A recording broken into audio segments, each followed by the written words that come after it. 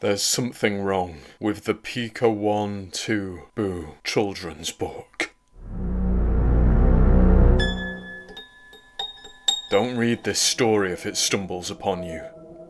I say that because you won't stumble upon it. My name's Josiah, and I'm the single father of a 2-year-old boy named Robbie, named after his mother, Roberta. I hope Robbie feels some sort of connection when he's older to the mother he never met. Never will meet, thanks to the obstetrician who failed to perform that emergency C-section in a timely manner. The last 2 years have trialed and taxed me, taxed my soul to bankruptcy. I'm deep in the red now, with nothing but pain left to pay my debts. Yet this past week has been the most nightmarish. More nightmarish even than seeing my own wife's body on that icy steel examination table. On Monday, Carl and Mary visited our house. They visit most evenings, actually. I teasingly call it their date night. Anyway, they gifted a children's story titled Pika 1-2 Boo, He Who Shows for Supper. It was a broad, hardy book with paperboard pages. On its cover, against a white backdrop, was a picture of a woman with one hand covering her right eye. She wore a sprawling and unseemly smile. Wily too, as if she were privy to some awful secret. A secret specifically about me. Anyway, my eyes were drawn to small black letters beneath her disembodied head and hand. Pika 1. And beside her was a man, grinning even more atrociously, with hands covering both eyes. Naturally then, he was labelled Pika 2. However, there was no Pika Boo. Given the name of the book, I'd expected that to be the natural conclusion. Mary found this whilst cleaning out her grandfather's attic, Carl explained. I said you might want it for Robbie. I didn't, but Carl was a good friend and a sensitive soul. It would have hurt his feelings for me to reject the present. Screw me for being a people pleaser. And I know that sounds ungrateful, but it's hard to articulate what unnerved me. I just didn't like the look of the book, all frayed around the edges and ridden with mould from an attic untouched for years. Most of all, I didn't like what Mary had squealed before her husband passed the book to me. I used to love this story as a child. Would have kept reading it forever if Grandpa hadn't hidden it from me. What an odd anecdote, I thought. Only it wasn't merely odd. It was, in some unexplained way, downright terrifying. I sent my 2 closest friends home around 6 in the evening, as I wanted to put Robbie to bed. Also wanted to be alone. I love the heck out of Carl and Mary, but they fuss and fuss. Fuss until my head pounds and I reflexively reach for Mr. Merlot, my dearest friend of all. Anyhow, just before bedtime, I started reading Pika 1-2 Boo to a giggling Robbie as he squirmed in my lap. The 8-page book told the tale of a bizarre man named He Who Shows for Supper. He shows when you need him, shows for supper and rest. Pika 1, Pika 2, Pika 1-2 Boo. On page 1, there was a home's front hallway with an open door looking onto blackness. Blackness beyond night. It felt to my eyes painful. More than a printing error. Something was there, worming through the dark. And should you not feed him, he'll be far from his best. Pika 1, Pika 2, Pika 1-2 Boo. On page 2, there wasn't a dining table, but a bathroom. Hardly the right setting for crockery and dining utensils. A blue floral shower curtain had been drawn across the bath. A drape open only a tad at the side of the tub. But the gap was wide enough to reveal a head-shaped shadow on the tiled wall. The head of something sitting in the bath. At least it looked like a head, presumably belonging to the visitor, he who shows for supper. But I wasn't convinced by that. and I didn't like the image at all. Didn't like any of it. So set out the china and a tall glass of red. Pika 1, Pika 2, Pika 1, 2, boo. On page 3, a set of manly hands cradled an empty wine glass and a white plate of some brown, indiscernible dish. Like an artist's unfinished afterthought, or a haunting thing that the publisher had decided to censor.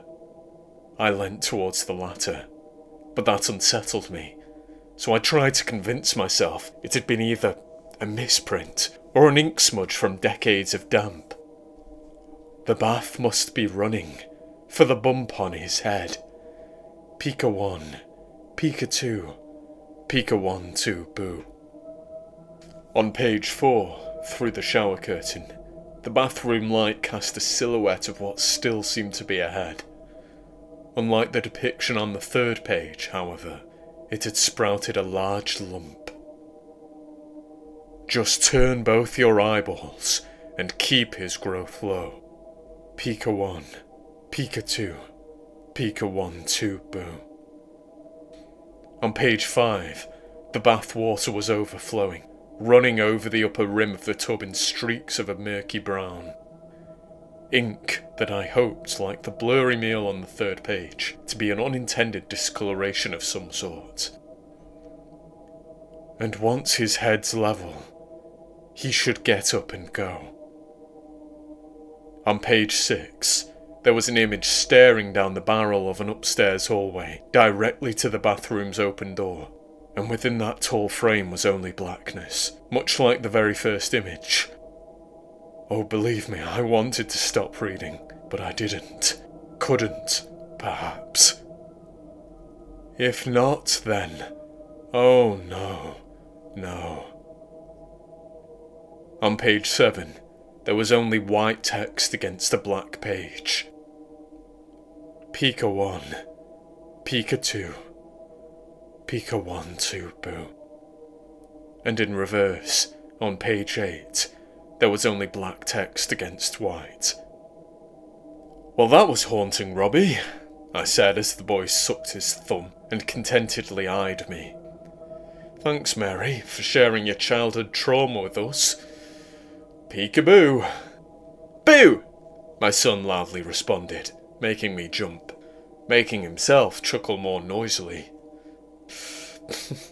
Are you proud of yourself for that? I asked. Ugh, I'm glad one of us enjoyed the book. Bed, Robbie yawned, mashing his eyes with tiny balled-up fists. Oh, is it bedtime for me? I teased. Or for Pika you? Pika 1, 2, boo, hissed a voice small, childlike, but false.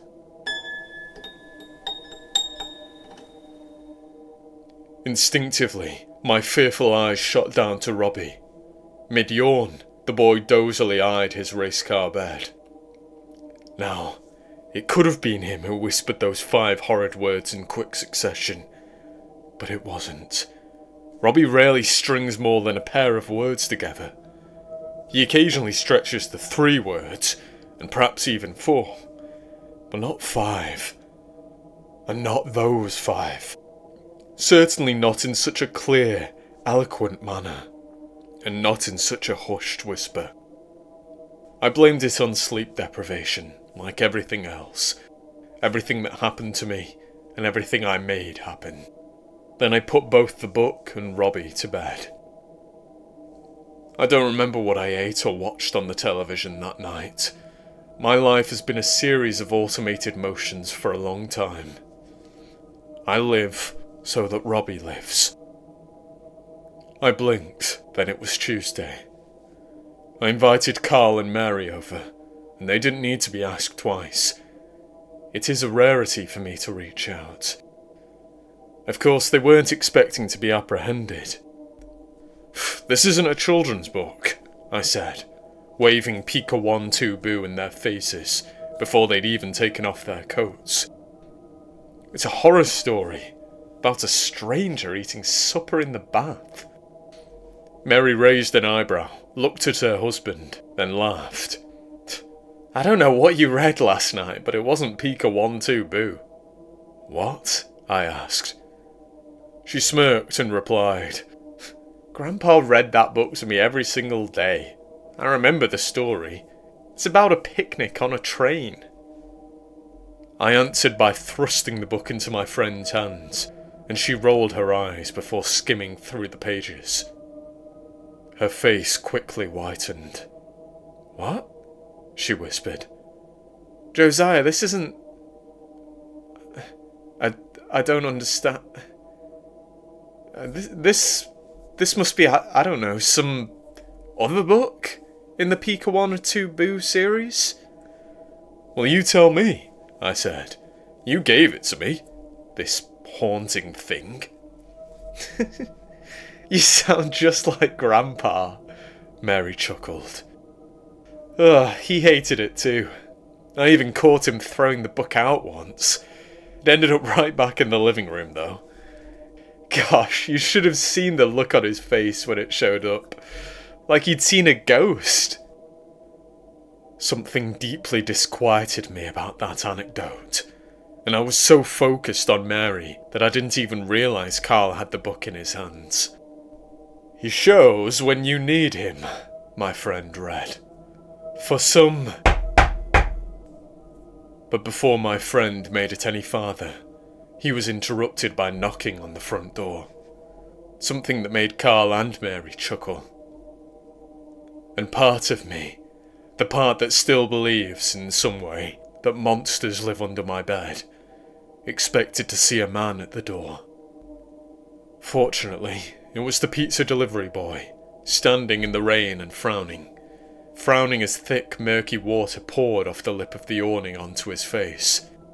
It was, strangely, muddying his skin, and he quickly shoved the boxes into my hands before scurrying away. Well, obviously, I thought my home's exterior might need a clean. However, when I stepped off the porch to take a look, I was also muddied by rain from the very sky above. Water just as filthy as that trickling off the edge of my awning. Brown paste marring my skin. And bizarrely, as I looked out at the neighbourhood beyond my property line, the rain looked clearer, as if some dirty cloud were hanging only above my house. Josiah! Carl called from the other end of the hallway. Come on, the pizza's getting wet. And so are you, Mary added. Right, yeah, my friend laughed. You as well, obviously.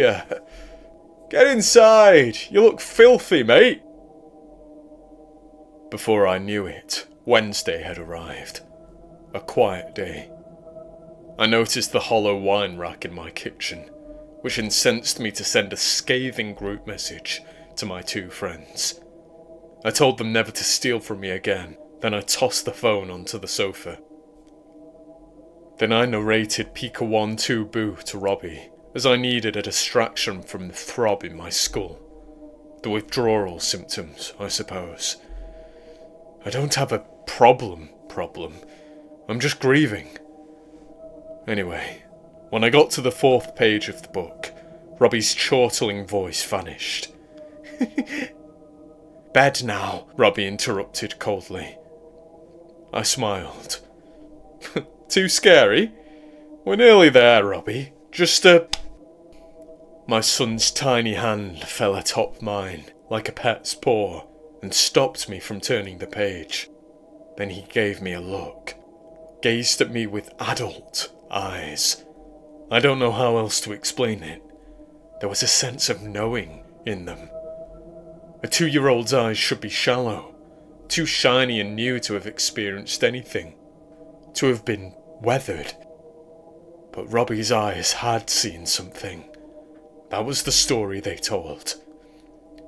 No, he shouted, and we both had an early night. On Thursday, I was entirely stunned when Robbie wanted to hear the story again. Really? I asked, laughing. Last night you didn't want book, he cried. Alright, I'm fine with that, I said calmly. But what do we say first? Please, Robbie replied.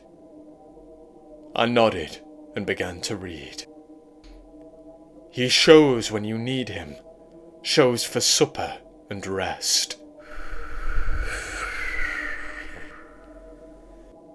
Like Carl, I was interrupted, but there came no knock on the door this time.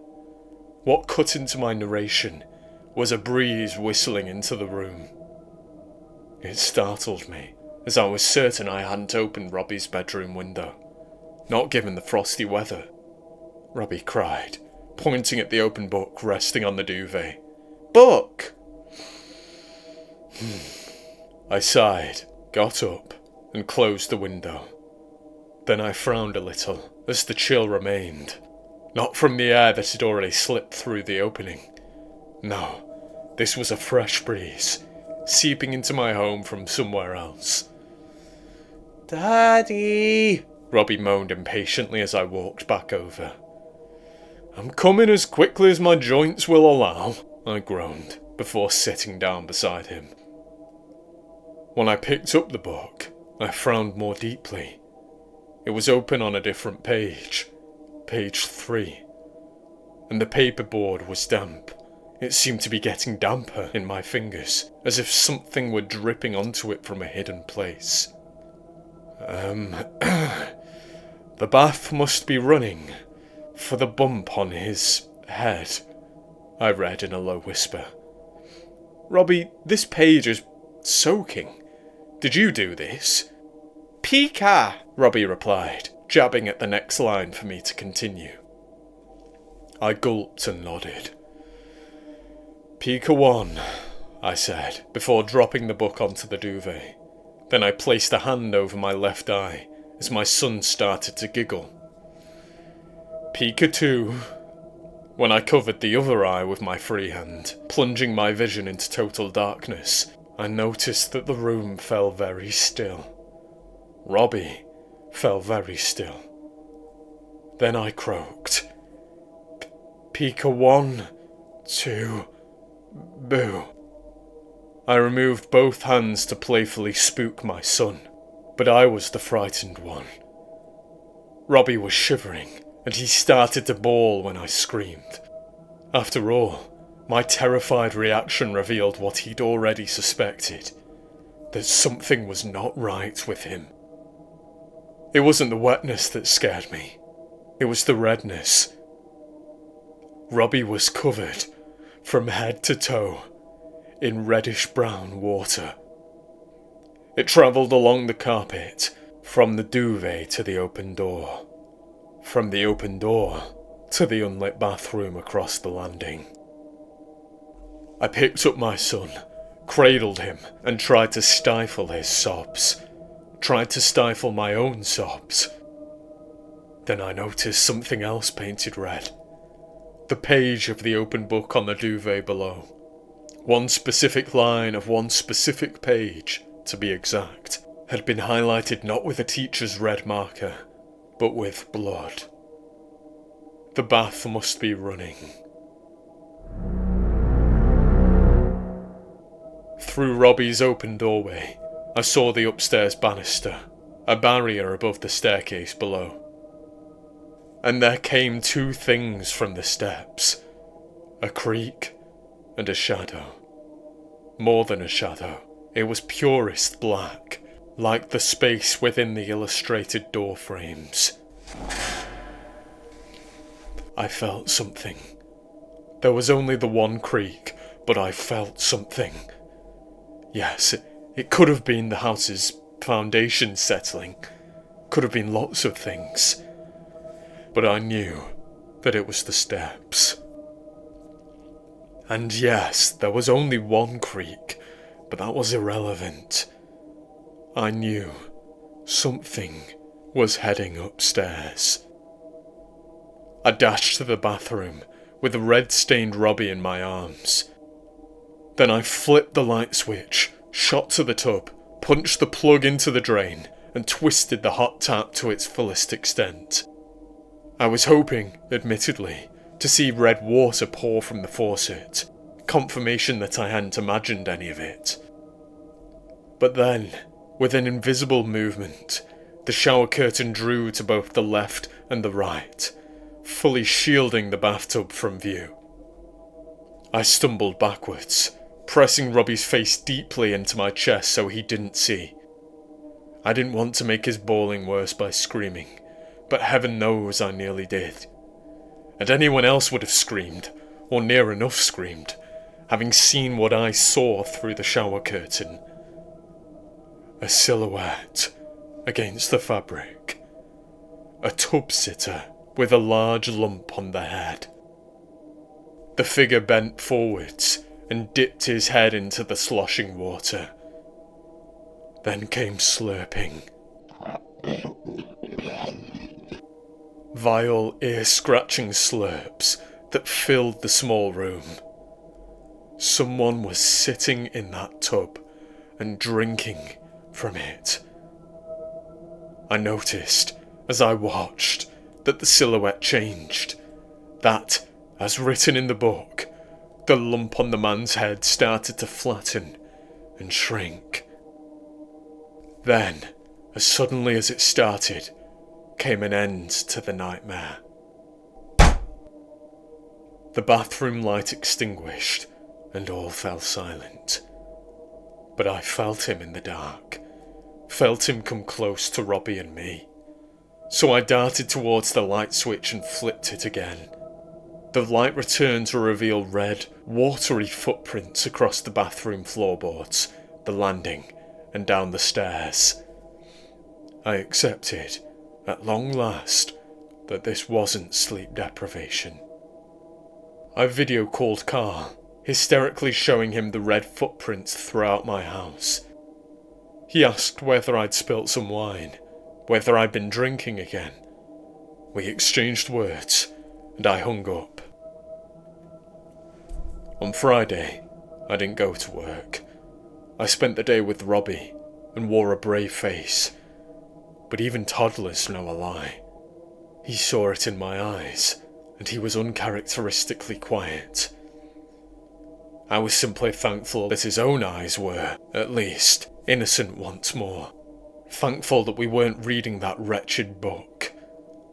Thankful that we seemed to be making it through the night without incident. However, around 7 in the evening, a knock sounded from the front door. And I was ready to wail for mercy until Carl's voice came from the other side. "Josiah?" he called. I breathed a sigh of relief. "Look," Carl continued, "I'm sorry for the way our call ended last night, okay? Mary's worried about you, mate. I'm worried about you." I panted heavily. "Thanks, Carl, but Robbie and I just want a quiet night, okay? I don't feel like talking tonight. I'm sorry. Please, mate," he begged. "Look, we've supported you for 2 years, but you're not well. We love you. And we loved Roberta too, so don't mention her," I firmly said. "I want what's best for you and Robbie," he replied. "Please don't hide away. Not again. I'm scared, alright? Do I need to call someone? Are you safe?" "I told you last night," I moaned. "No, we're not safe. There's something wrong with Mary's book, okay? Robbie feels it too." "Robbie feels..." Carl started to repeat. Then he scoffed exasperatedly. Do you hear yourself, Josiah? You're not tired. You're drunk. If you keep this up, Robbie's gonna lose his father too." "Leave," I snarled. He sniffled. "No, I won't. You won't push me away." "I'm not drunk," I cried. Just leave me alone, okay? Just... Okay, the man icily interrupted. I paused, pressing my ear against the wood to hear his quietening voice more clearly. What? I said okay, Carl repeated, feet clacking against stone as he stepped back. You win, Josiah. I'll go. I frowned, but meekly answered, thank you. Oh, and Josiah, my friend continued, I wasn't entirely honest with you. What? I asked again, throat almost too swollen to let the word out. Well, you see, I do believe you, Carl whispered with a new voice, one with bottomless depth. Pika 1, 2... The front door flung open, sending my body across the carpet, but I propped myself up on my elbows near immediately, some paternal reflex. I thought only of Robbie, shuddering on the sofa beside his father's flawed body, and then I screamed as I saw the blackness in the front doorway. Just as I'd seen it on the stairs, in the book, too. There was something in that void. And it wasn't Carl. The blackness started to collect, started to fold into itself, and a man emerged, standing against the world beyond, clear to my eyes once again. He who shows for supper. He looked like something, but that image wasn't passed to my brain, to my memory. I think it would have imploded my very soul. There are things unfit for the mortal gaze, and he was one of them. I scooped Robbie off the sofa and took flight. Flew upstairs, 2 or 3 steps at a time, I'd wager. I'm not sure. My mind erased more than the thing that stood in the doorway. But I remember the sounds, those haunting sounds. Whistles beating against the house's outer walls. Creaks of either the visitor following us up the stairs, or synapses tearing, letting me float aimlessly in my mind, so that I didn't have to remember any of it.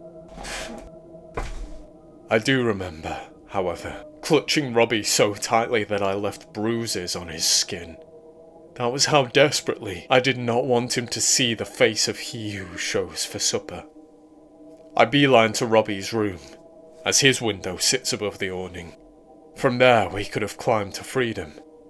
But there were so many things I didn't think about, you see. The sounds surrounding the house. The sounds within the house. I opened the door to a wall of red. A gushing tide of red water without a speck of brown in sight that bluntly pummeled my son and me. Whatever happened next was another impossibility. Within a single moment, that wave of red had filled every room in the house from floors to ceilings, and I found myself swirling, son in my arms, underwater, entirely submerged. Maybe, in truth, it had taken minutes, hours. I don't know. My brain had been bludgeoned into blackness. All I know is that I was gripping my boy feverishly, open eyes stinging against the red, but unable to see through the thick colour. Still, I guided myself by intuition and kicked forwards with rudder-like feet. I felt Robbie wriggle in my arms, so I knew he was alive. That kept me swimming through his underwater room. Lungs almost full of filth, I finally found the wall. Then I found the window latch, and I managed to wrench it upwards. Once the glass pane had swung outwards into the world, there followed a watery vortex, tugging at my body. I braced against the window frame as the house drained like a bathtub. The water level dropped below my head within seconds, and I lifted a spluttering Robbie above the surface. With forceful pats, I coaxed him into vomiting out the heavy redness, letting air back into his lungs. Then I clambered out of the window, clothes drenched and stained, but I didn't see he who shows for supper. I saw Carl and Mary standing on the front lawn, covered from head to toe in the red tidal wave that had just poured out of my house, had just filled the lawn, seeped onto the road, and almost drowned the pair of them, two sodden, blood-soaked rats. And it was blood. We didn't need lab tests to prove that. I tasted it on my tongue. It just helped to think of it as red. I didn't fully accept the truth of what had happened until I saw the looks on Carl and Mary. They saw it all too. Felt it against their skin. And that was not all. But it all faded away. The red was absorbed by the carpet, the grass, and the road. It survived only in our minds. Mary recalled a buried memory. Her grandfather had once told her of a train journey that he took with his brother many years earlier, one that ended in his brother's disappearance. And in their version of Pika 1-2 Boo, there lurked details which haunted him, things far too linked to his own life. He said a man came for him, Mary whispered. He who shows for supper. And, Grandpa didn't remember how he looked. I don't either, I said. Mary shivered, sobbing. I do. And I'm so sorry, Josiah. I didn't remember. He made me forget. He... What is he? I asked hoarsely. My friend blubbered and shook her head ferociously. No, please, don't make me describe him. He'll see me again. He'll come for me. I don't... Please. Then Mary gasped at the wall. The still faintly blood-stained wall of my blood-stained lounge. There was nothing to see when Carl and I turned, but I knew something was there. Much as something had been there in the blackness. And when we shot our heads back to Mary, Carl and I certainly saw something terrible. She was splashing blood from every surface imaginable directly into her eyes, screaming as she blinded herself. I don't see you! Mary shrieked into the nothingness. Go away! An equally blood-stained Carl took his wife's shaking hands and sobbed alongside her. Stop it! Stop it, Mary! It's over now, please. Please stop. I saw something in her blood-soaked eyes. Not the shape of the man. That terror would have been smaller, easier to swallow. This was something familiar. A deep shade painted across Mary's pupils. And I'd seen it once before on the face of the only other person who knew. The one who communicated to me, with fear but not words, that he had seen and remembered the face of he who shows for supper. Yes, I had seen those knowing eyes on Robbie.